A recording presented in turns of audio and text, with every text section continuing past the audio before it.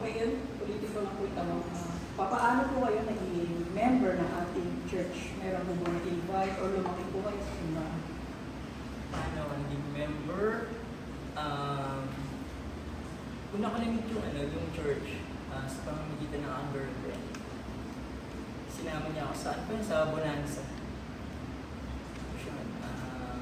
Gawain ng kabataan. Ang una ko nakilala ng pastor, si Pastor Irene. Siya kasi yung gumagawa na siya may hawak ng kabataan that time. Naalala ko na pinag-drawing kami noon about the Bible verse. Tapos ang drawing ko noon is yung mukha ng tao. Tapos may nakaanong Bible sa nakaanong Bible sa ulo niya. Kasi nga ako hindi pastora. Bakit ganito yung drawing? Ang naalala ko na ito, di ba sabi po kasi ng Bible, the fear of the Lord is the beginning of wisdom. So kapag takot ka po sa Diyos, doon po magsisimula yung wisdom. Yun. Tapos, naging naging kabiyak na yung girlfriend ko, si Mary. First time ko umattend ng service, talaga, hindi ako ma-attend ng worship service noong that time. Kasi pa ako nun sabi, ba't gano'n? Sabi ko, para sa akin kasi, yung Catholic kasi ako dati, walang ganong service, worship service sa Puro lang, inaabutan ko yung sermon na tinatawag. So that time, umattend ako, umabot ako sa nakapunta ako ng worship service. Tapos, ngayon maawit sila. Bigla nga yung may nag-tongues. Gulat ako. Sabi ko, mahal, bakit ganun? Sino yun? Ano nangyayari doon? Hindi makakalimutan ko sino nag-tongues niya. Si Brother Ryan yun nag-tongues siya sa Bonanza. Shock talaga ako nun. Bakit? Ano sinasabi nun? Tapos, tanong sa kanya. O tara, mag-drink ka na. Sabi ko, sige, ganyan na lang i-ice ng umaten. Ganyan. Kasi inisip ko sabi, bakit nagsalita ng gano'n yun na hindi ko maintindihan? Tapos, yun, hanggang sa nalipat na nga dito, yun ang nakakatuwa Kasi sa totoo lang, hindi ko alam kung ano nangyari. Basta ang alam ko lang, one time, hindi ako pinilit ng aking kabiyak na, halika na, mag-church tayo. Lagi niya sinasabi, mahal, mag-church na kami ni Ice. O sige, ingat kayo. Yun lang. Tapos, hindi ko talaga alam kung kailan talaga ako unang umatay. Basta nung pag-attend ko dito, na dire-diretso na bigla na nga ako, naging presidente ako ng YC. Nasyak ako, sabi mo gano'n, naging presidente pa ako. Tapos, iba kasi yung iba talaga yung sa simbahan noon, kukumpara sa church ngayon, kasi mas close talaga dito. Mas close. Hindi, hindi siya quantity. Kumbaga, quality siya. Quality talaga. Kaya yun, malaki talaga yung masasalamat ko sa kabiyak ko. Lagi ko sinasabi sa kanya na, paano nila kung hindi kita nakilala? Magiging Christian ba ako? Kung hindi kita nakilala, malamang nakapila na ako papuntang impyerno. Kaya lahat naman tayo nakadestin sa impyerno. Hanggang di natin nakakilala ang Panginoong Jesus. Kaya sobrang thankful ako sa aking kabiyak na siya nagpakilala sa akin kay Jesus at nagkaroon ng direction ng buhay natin. Siya talaga, ang Panginoon talaga sa aming pamilya, siya yung nagbabind.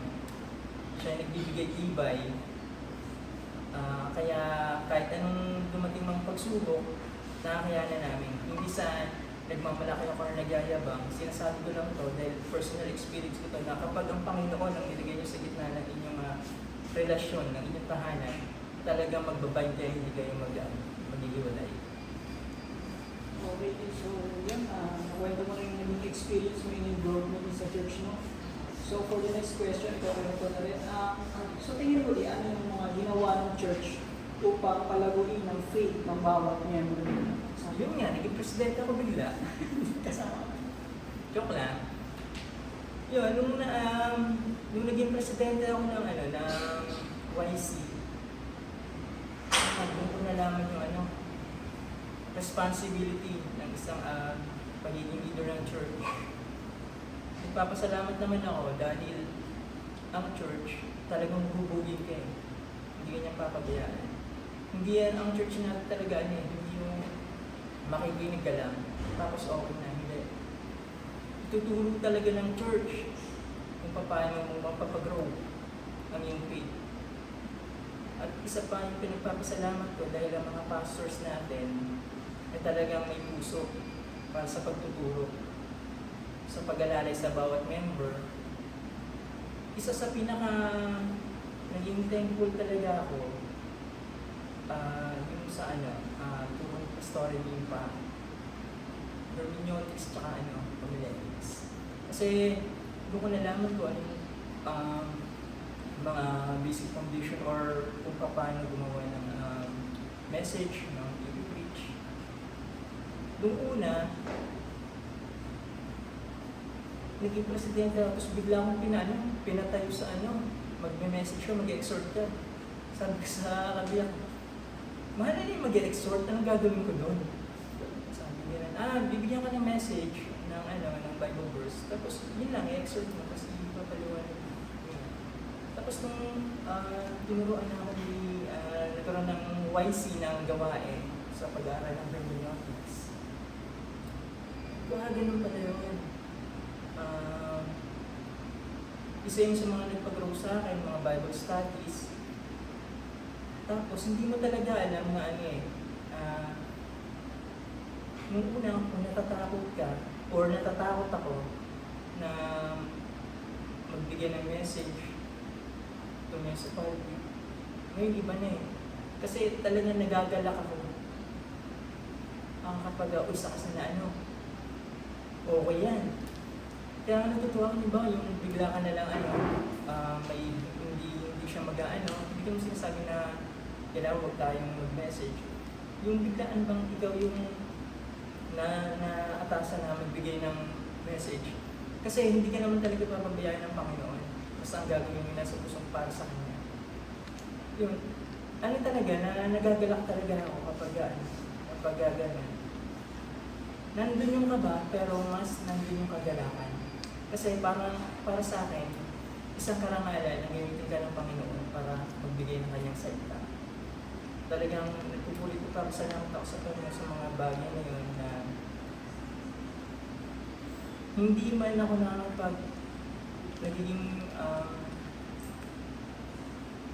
makapag-share sa aking mga workmate. Ito isa talaga ito sa akin na totoo.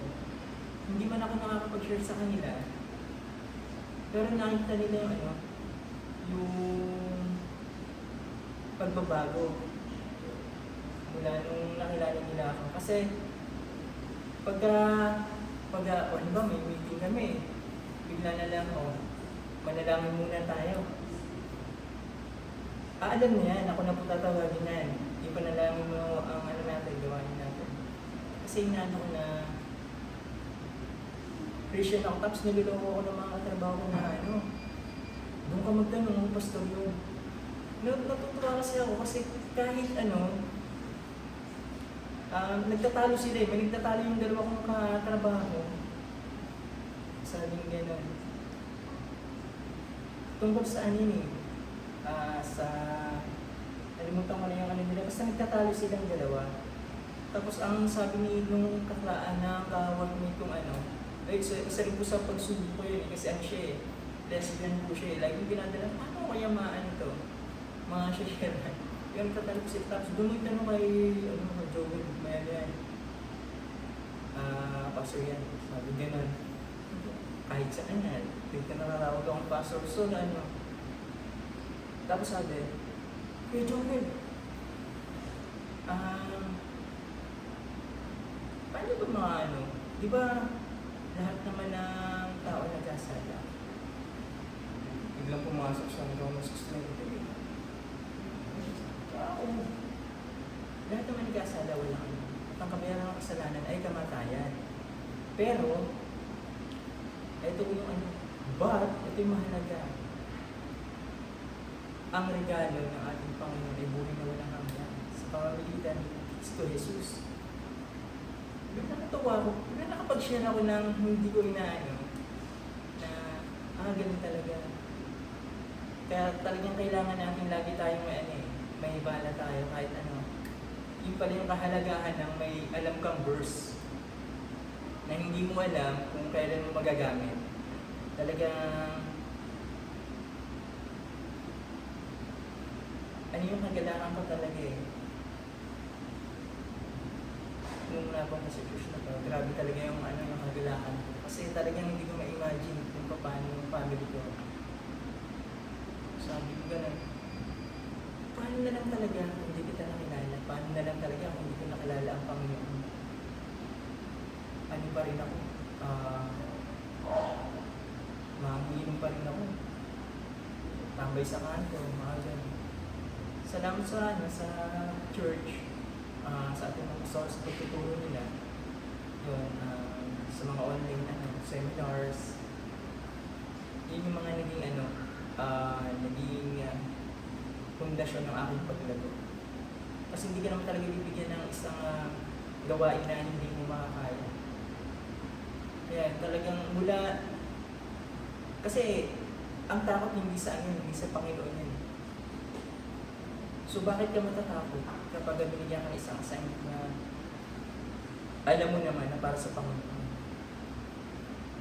So nung nalaman ko na ang takot hindi sa Panginoon, lahat ng binibigay sa akin na gawain para sa Panginoon, imbis na takot ang maramdaman ko kagalakan. Kaya pag ano po talaga tayo, pag bukas po talaga ang isip natin sa pagbabasa ng Bible po talaga ang tutusan kasi ito po ang pinaka-tools ng Panginoon para tayo kausap. At ito po yung isang tinuturo ng ating church na tayo po yung magbasa ng Bible. At kung hindi po natin maintindihan ang isang mga verses, nandiyan naman po ang pastor natin para tanungin natin, bigyan tayo ng paliwanag. Yun lang. So, kumbaga yung church na talaga yung nag-shape sa'yo kung ano ka ngayon. Yes. Nag-effect sa'yo yung church na. Ang church talaga ang nag-shape sa akin. Ang church talaga ang nagbigay sa akin ng confidence. Ang church talaga